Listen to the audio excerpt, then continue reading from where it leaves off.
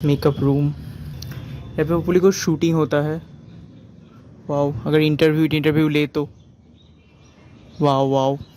तो इंटरव्यू लेने के लिए ये जगह देखो कितना नेक्स्ट लेवल है। वाओ, चलो अभी नीचे जाते हैं। तो हाँ, बहुत ही सुंदर है जगह, शूटिंग होता है।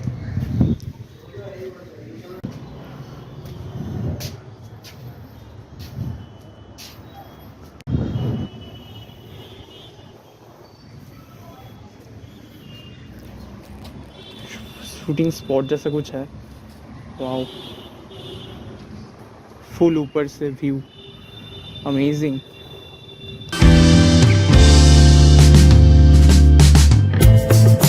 करना तो डन, अभी चलो जाते हैं। तो जो होगा वो सब तो और मैं नहीं दिखा पाऊंगा, मतलब नहीं दिखाऊंगा पर मैं नहीं बोल पाऊंगा हिंदी। तो चलो जाते हैं, थोड़ा छुपा कर मैं करने का ट्राई करूंगा। 38 रुपये हो रहा था, 35 रुपये लिया था। तो हाँ जी रहो, चल देखते हैं मोनोलॉग प्रैक्टिस से होता है कि नहीं। चलो, मैं भाई बहुत अच्छा एक्टर हूँ। Always be confident, confident is your best accessory to add. মাথাতে গেছিলাম, এখানে সব বন্ধ।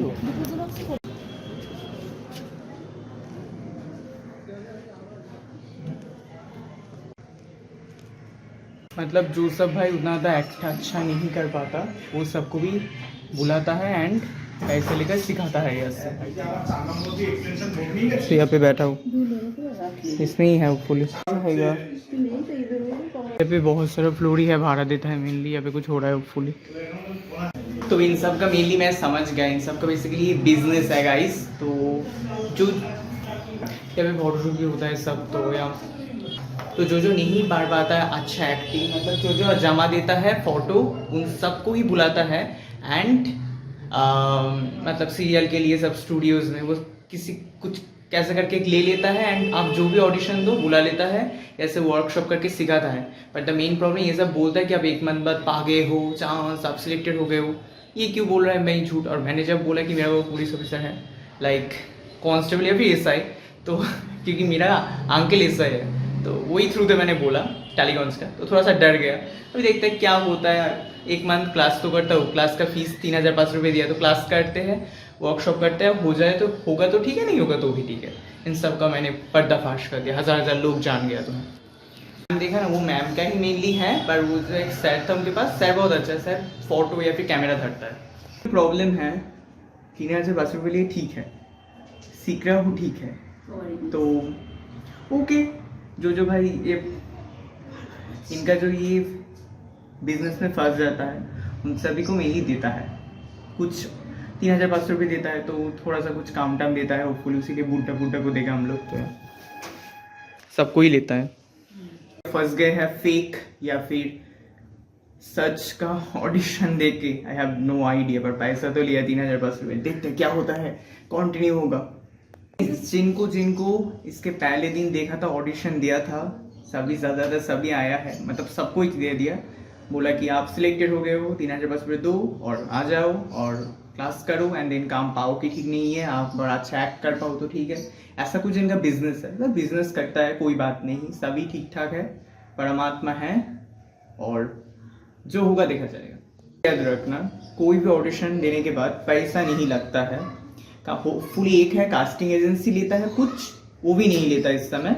एंड सेकेंड है आप एक्टिंग कर रहे हो, आप कर रहे हो एक श्रमिक से भी ज़्यादा खटने का काम, तो आप पैसा क्यों दोगे। पहले बोलो कि मैं 1 रुपये भी नहीं दूंगा, काम दे दो ठीक है, नहीं हो दो ठीक है, पर मैंने दे दिया 3005 रुपये। थोड़ा सा क्लास तो करूँगा ही, आने जाने का ही प्रॉब्लम है, इतना दूर है 75 किलोमीटर, उससे भी ज़्यादा। तो फंसना नहीं, और फंस गया मैं, ये गॉड ही ने बैठाया सब कुछ दिखाने के लिए। तो अभी क्लास करते हैं 1 मंथ, देखते हैं क्या होता है, पैसा उसूल करके चल जाऊंगा, काम दे ठीक है, नहीं दे तो भी। उसका मतलब कि हम लोग फेक और फेक ऑडिशन में फंस गए हैं, जाल ऑडिशन में। ये ऑडिशन बॉडी में कभी नहीं फंसना, कभी पैसा देकर नहीं आना। अगर आगे है क्लास करेंगे, क्योंकि आपको स्मार्ट होना पड़ेगा, आपको बुद्धिमान होना पड़ेगा, कभी पैसा देकर नहीं आओ, क्योंकि एक कली युग है, घोर कली युग। अभी मेरी फोटोशूट होता है, वो में फोटोशूट होता है, कुछ आर्टिस्ट को देखा, मतलब मेकअप आर्टिस्ट को। ऊपर में भी है, छाद है वो पे।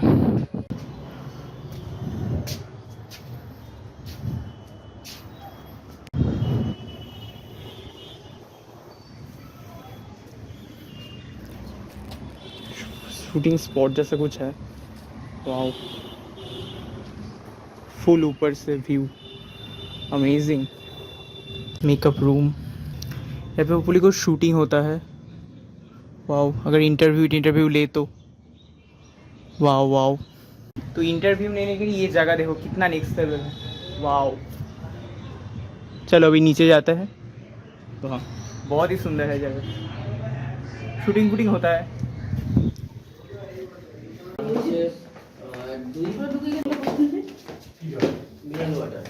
नीचे है, चलो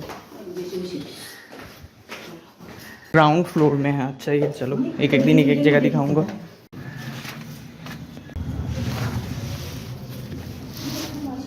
हाँ,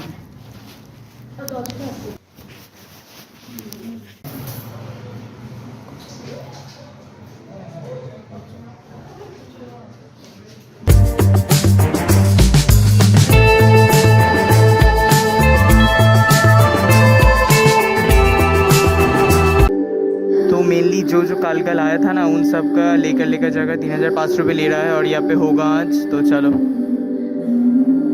तो हाँ इसके अंदर तो मेनली हो रहा है। तो इसके पहले दिन जो आया था ना, उन सब से 3-4 जन को देखा जो पैसा दे रहा है 3500 रुपये करके फुली। तो यार ऐसा कुछ हो रहा है। तो अभी उसके अंदर हमारा कुछ क्लास होगा, तो वो तो और दिखाना पॉसिबल नहीं है, गाना बजा जोर से। तो चलो ज़्यादा देखते क्लास हो रहा है। चलो,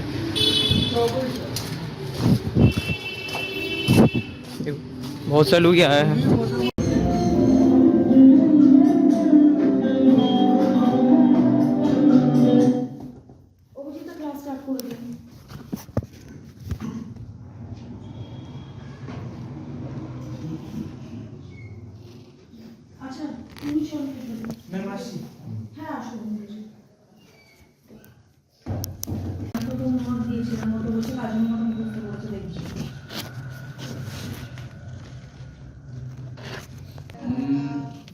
একটা কাজ করো,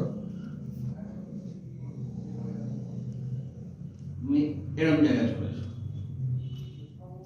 আচ্ছা, আপাতত এখানটা থাকো। লাবণ্য প্রভার ঢুকে গেলে সেই সাংবাদিক সুলভ যে সমস্ত বৈশিষ্ট্যগুলো আমরা দেখতে পাই, তাহলে ওর স্ক্রিপ্টটা তোমরা শেয়ার করে দিতে পারবে। এইবার লাবণ্য প্রভা চরিত্রটা সম্পর্কে কোনো আইডিয়া কোথায় বলে। লাবণ্য প্রভা হচ্ছে এমন একটা মরে এখন আর নেই, এখন সে একটা দাপুটে নেত্রী হিসেবে নাম, কিন্তু সেই সন্তান কিন্তু এখন বড় হয়েছে এবং যে কোনো কারণে সংলাপ আসবে বা তোমার কাছে যে সিনটা থাকবে, সেই সিনটার আগা পাঁচতলা তোমার জানতে হবে যে এটা আগে কি পরে কি। এইতে যদি এই সিনটাতে যেখানে আমরা লাবণ্য প্রভাকে দেখছি যে এই দিন ওর ছেলে মানুষের কাছে কোন রকম এটা যেন বোঝা যায়, মানে আমাদের চোখের সামনে একজন নেতৃত্ব রয়েছেন, আরো অনেক মহিলা নেত্রীকে আমরা দেখেছি, তাদের হাঁটা চলা, তাদের তাকানো, কথা বলা সমস্তটাই আমরা দেখতে পাই।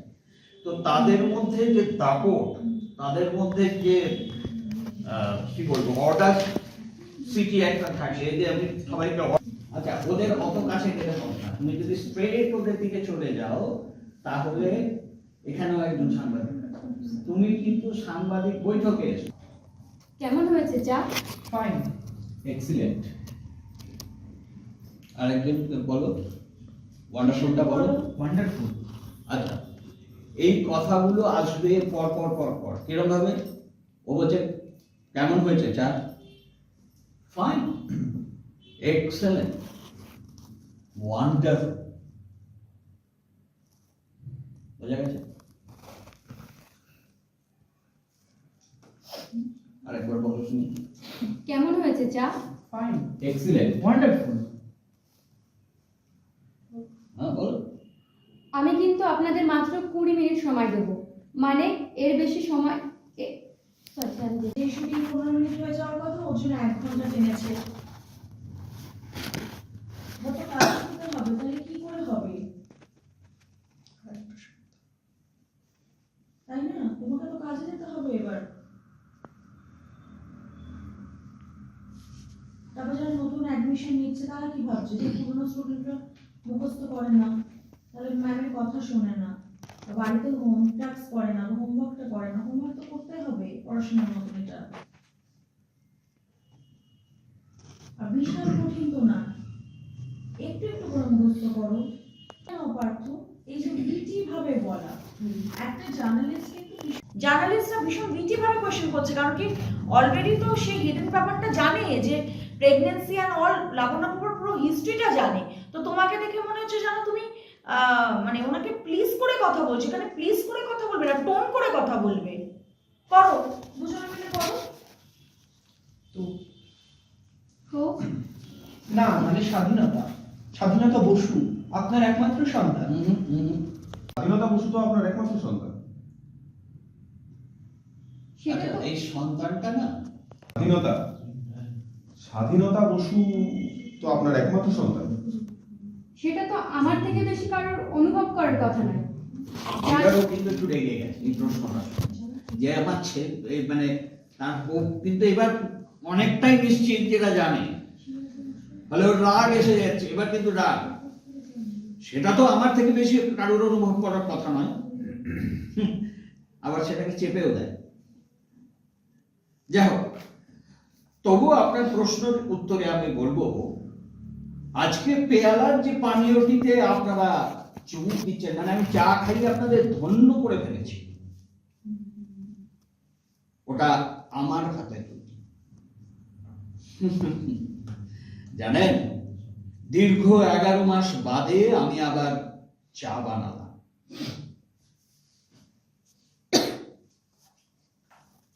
সেটা তো আমার বললাম না আত্মহত্যা চেষ্টা ব্যর্থ, মানে এসব প্রশ্ন কেন উঠছে আমি তো আগেই বলে দিয়েছি যে আত্মহত্যার চেষ্টা ব্যর্থ হয়ে গেছে। তারপরে কি বলছে, 15 দিন বাদে for your kind information, hospital থেকে নয় নার্সিং হোম থেকে ফিরছি। বলো। বললাম না আত্মহত্যা চেষ্টার ব্যর্থ। 15 দিন বাদে ফর ইওর কাইন্ড। দেখো তুমি সামনে আসো, সামনে আসো। আমার অন্য পরিচয়ের জন্যই কিন্তু আজ আপনারা এখানে, তাই না? এই ক্রূরতাটা থাকবে, ক্রূর একজন মহিলা। বললাম না আত্মহত্যা চেষ্টা ব্যর্থ। 15 দিন বাদে for your kind information. Joyjit আর নিলয়কে ভাগাভাগি করে ডায়লগ দিয়ে দিই, আর লাবণ্য মুখটা ওপরে। তাহলে প্রথম থেকে আসবে। হ্যাঁ, ঠিক আছে, তাহলে আছে? হ্যাঁ। হ্যাঁ? না, সেখানে নেই। স্যারের মা, একদম স্যারের এক নিচে নম্বর, বসো। এক নম্বর যে দেখো প্রথম রেখা আছে, এরা হচ্ছে সবাই জার্নালিস্ট। ঠিক আছে? ঈশা, কথা বলো তো। ঈশিকা, ঈশিকা, হ্যাঁ। দেখিয়ে দেবো। লাবণ্য। ওর একটা জায়গায় যখন বোমা শেখাতে যায় সেখানে গিয়ে বোম ব্লাস্ট করে, এবং ব্লাস্ট করে ও মানে ইনজিওর্ড হয় এবং পুলিশ ওকে অ্যারেস্ট করে, এবং অ্যারেস্ট হওয়ার পর ওর ওই আহত অবস্থাতে যখন হসপিটালে মৃত্যুর সাথে পাল্লা লড়ছে তখনই কিন্তু ওর ফাঁসির আদেশও হয়ে যায়। তখনকার দিনে একটা আইন ছিল যে কোনো প্রেগন্যান্ট মহিলাকে ফাঁসি দেওয়া যাবে না। এই সুযোগটা নিয়েছিল বিপ্লবী। তারা এই লাবণ্যপ্রভার সাথে একজনের সম্পর্ক ছিল যার নাম সুপ্রকাশ, সেই সুপ্রকাশকে পাঠিয়েছিল ওর কাছে, এবং সুপ্রকাশ কিন্তু লাবণ্যর প্রতি যথেষ্ট পরিমাণেই আকৃষ্ট ছিল। লাবণ্যপ্রভাও সুপ্রকাশের প্রতি এক ধরনের আকর্ষণ ছিল, কিন্তু এই যে সুপ্রকাশ, সে আগ্রহ ছিল লাবণ্যপ্রভার,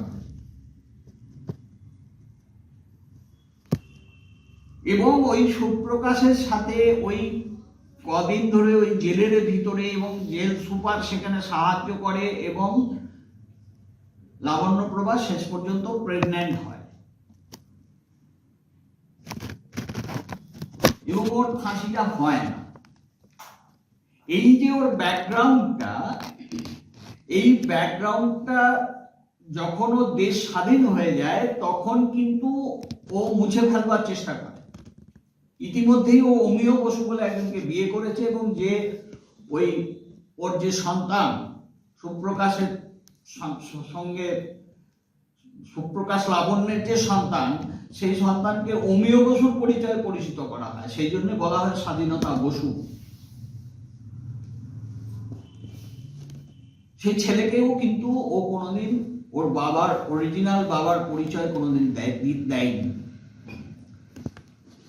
এই যে ব্যাকগ্রাউন্ডটা, আর এখনকার যে লাবণ্য পুরো পাল্টে যাওয়া লাবণ্য, দেশ স্বাধীন হয়ে যাবার পর ও এখন একজন দাপুটে নেত্রী, ঘন ঘন দিল্লি যায়, অমুক যায় তমুক যায়, বিভিন্ন রকমের হাসপাতালে হাসপাতালে ভর্তি করা হয়।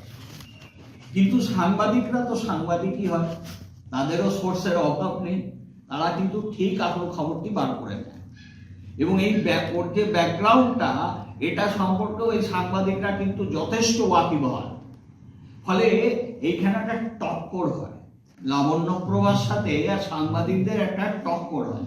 সাংবাদিকরা চাইছে ব্রেকিং নিউজ, আর ও চাইছে ওটাকে যতটা পারা যায় দাবিয়ে রাখার জন্য। এইরকম একটা কি বলবো, একটা কনফ্লিক্ট এখানে তৈরি হয়। সেইটাই আমরা এখন অভিনয় করছি। এখানেই এই দৃশ্যটা মানে শুরু হচ্ছে। চল লাবণ্য ঢোক।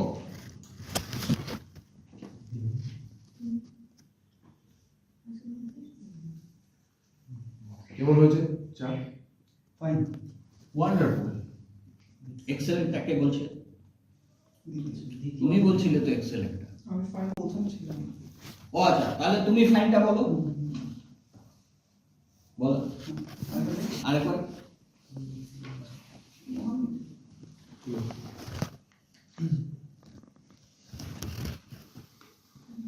কেমন হয়েছে চা? ফাইন। এক্সিলেন্ট। ওয়ান্ডারফুল।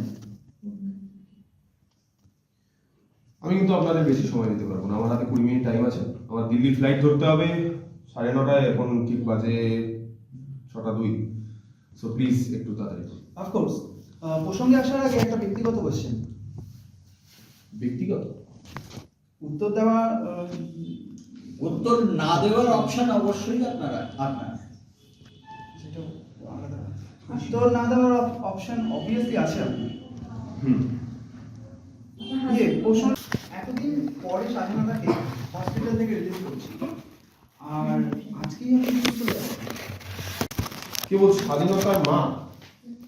নিশ্চয়ই না, আমার অন্য পরিচয়ের জন্যই কিন্তু আপনারা আজ আমার সামনে। সে তো নিশ্চয়ই। মুখস্থ না করলে কিন্তু কিচ্ছু হবে না। করো। আজকের অতিথি ভারতের প্রথম শ্রেণীর প্রবীণ বর্ষীয়ান নেত্রী মাননীয়া শ্রীমতী লাবণ্য প্রভা বসু। নমস্কার। প্রতি সপ্তাহের মতো আজকেও আমরা উপস্থিত হয়েছি জনপ্রিয় অনুষ্ঠান আপনাদের নেতা আমাদের আদালত নিয়ে। আজকের প্রধান অতিথি ভারতের প্রথম শ্রেণীর প্রধান নয়, একজনই আছেন আজকের অতিথি, প্রধান বর্ষীয়ান নেত্রী প্রবীণ বর্ষীয়ান নেত্রী মাননীয়া শ্রীমতী লাবণ্য প্রভা বসু। প্রবীণ বর্ষীয়ান নেত্রী মাননীয় শ্রীমতী লাবণ্য প্রভা বসু। আরেকবার বলো পুরো সেন্টেন্সটা। আজকের অতিথি ভারতের প্রথম শ্রেণী প্রবীণ বর্ষীয়ান প্রথম শ্রেণীর প্রবীণ বর্ষীয়ান নেত্রী মাননীয় শ্রীমতী লাবণ্য প্রভা বসু। বর্ষীয়ান কথাটা মানে জানা আছে? শ্রীমতী বসুকে আমাদের প্রথম প্রশ্ন। শ্রীমতী বসুকে আমাদের প্রথম প্রশ্ন। শ্রীমতী বসুকে আমাদের প্রথম প্রশ্ন। স্বাধীনতা 50 বছরে আপনি যে ভারতকে দেখছেন, শ্রীমতী বসুকে আমাদের প্রথম 50 বছরে, এটা স্বাধীনতার হওয়া উচিত। যাই হোক, স্বাধীনতার 50 বছরে আপনি যে ভারতকে দেখছেন, একজন বিপ্লবী হিসেবে যখন যৌবনে কারাবরণ করেছিলেন, তখন কি এই ভারতেরই স্বপ্ন আঁকা ছিল আপনার হৃদয়ে? শ্রীমতী বসুকে আমাদের প্রথম প্রশ্ন, স্বাধীনতার 50 বছরে আপনি যে ভারতকে দেখেছেন,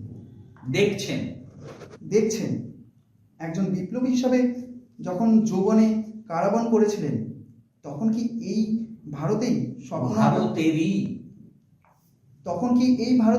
স্বপ্ন আঁকা ছিল আপনার হৃদয়ে? তখন আমরা বেঁচে থাকার জন্য লড়াই করেছিলাম। স্বাধীনতা অর্জন করাটা ছিল আমাদের অস্তিত্ব টিকিয়ে রাখার লড়াই, আমাদের দেহের এবং মনের।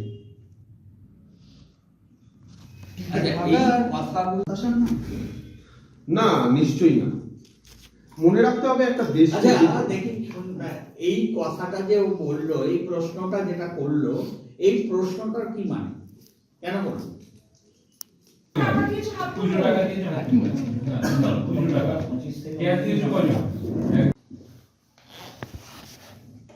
এখানে যেটা হচ্ছে গল্পটা, সেটা হচ্ছে মিতালি। না, আগে তো সকাল থেকে কাজ করছিল। হ্যাঁ, কাজটা আগে তো করো। তোমার হাজবেন্ডের সাথে ডিসকাশন করো, মানে ও কখন থেকে চা পড়েই যাচ্ছে, চা খেয়েই যাচ্ছে, তো চা খেয়ে তুমি খুব বিরক্ত হবে না? একটা সকালে একটা রেডি হলে না? কখন থেকে দেখছি তুমি এখনো বসে বসে কাজ করছো। দেখেছো কটা বাজে ঘড়িতে? আমার যখন সময় হবে আমি উঠে আমার কাজ করে নেবো, তোমাকে মাথা না ঘামালেও চলবে।